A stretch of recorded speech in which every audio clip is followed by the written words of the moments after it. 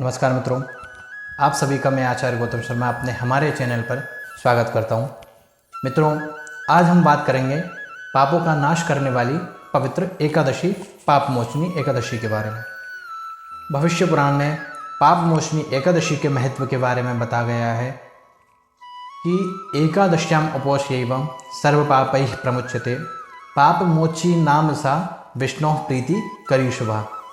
अर्थात जो व्यक्ति पाप मोचनी एकादशी का व्रत करता है वह सभी पापों से मुक्त होकर भगवान विष्णु की कृपा प्राप्त करता है। पाप मोचनी एकादशी चैत्र माह के कृष्ण पक्ष में आती है, जो जाने अनजाना में हुए पापों को नष्ट करने और आत्मा को शुद्ध करने वाली मानी जाती है। यह व्रत भगवान विष्णु की कृपा से मनोकामनाएं पूरी करता है, जीवन से दुखों को दूर करता है और 1000 गाय दान करने के समान पुण्य प्रदान करता है। पाप मोचनी एकादशी का विशेष महत्व क्या है? तो मित्रों, इस एकादशी की मान्यता है कि इस व्रत के पालन से व्यक्ति के पिछले और इस जन्म के समस्त पाप धुल जाते हैं, इसलिए इसे पाप मोचनी और पाप को नष्ट करने वाली कहा जाता है। यह व्रत मन की शांति, मानसिक स्पष्टता और आत्मिक शुद्धि प्रदान करता है। इस दिन भगवान विष्णु के चतुर्भुज रूप की पूजा की जाती है, जिससे सुख, समृद्धि और आरोग्य की प्राप्ति होती है। एकादशी के दिन व्रत कथा सुनने मात्र से ही व्यक्ति को बड़े से बड़े पापों से मुक्ति मिल जाती है। यह व्रत व्यक्ति को अपने अहंकार, क्रोध और लालच पर नियंत्रण पाने की शक्ति देता है।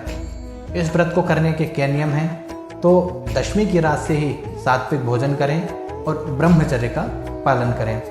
सुबह ब्रह्म मुहूर्त में स्नान कर भगवान विष्णु को पीले फूल, फल और तुलसी दल अर्पित करें। साथ में ओम नमो भगवते वासुदेवाय मंत्र का जप करें। एकादशी के दिन भगवान विष्णु के भजनों का जाप करें, उपवास रखें और गरीबों को अन्न, वस्त्र या ठंडी वस्तुओं का दान करें। इस व्रत का पारण कब करना है? तो द्वादशी तिथि को ब्राह्मण को दान देने के बाद ही व्रत का पारण करें, अर्थात व्रत खोलें। अब हम पाप मोचनी एकादशी की व्रत कथा को संक्षेप में श्रवण करेंगे। एक समय की बात है कि प्राचीन काल में ऋषि मेधावी नाम के एक महान तपस्वी थे। उनका तप देखकर स्वर्ग की अप्सरा मंजू घोषा उन्हें मोहित करने के लिए आई। ऋषि उनके रूप में मोहित होकर कई वर्षों तक अपना जो तप किया था वह तप भूल गए। जब उन्हें अपनी गलती का एहसास हुआ, उन्होंने क्रोध में मंजू घोषा को पिशाच बनने का श्राप दे दिया। डरी हुई मंजू घोषा ने क्षमा मांगी। तब ऋषि ने कहा कि तुम चैत्र मास की कृष्ण पक्ष की पाप मोचनी एकादशी का व्रत करने से तुम्हारा उद्धार होगा, कि जब तुम चैत्र मास की कृष्ण पक्ष की जो पाप मोचनी एकादशी आएगी उसका तुम व्रत करोगे, तभी तुम्हारा उद्धार होगा। तब मंजू घोषा ने व्रत किया और वह श्राप से मुक्त हो गई। तो मित्रों, जिस प्रकार मंजू घोषा ने अपने श्राप से मुक्ति पाने के लिए ये व्रत किया है, इसी प्रकार हमें भी अपने पापों से मुक्ति पाने के लिए पाप मोचनी एकादशी का व्रत अवश्य करना चाहिए। तो मित्रों, आज हमने पाप मोचनी एकादशी की संपूर्ण जानकारी प्राप्त करी है।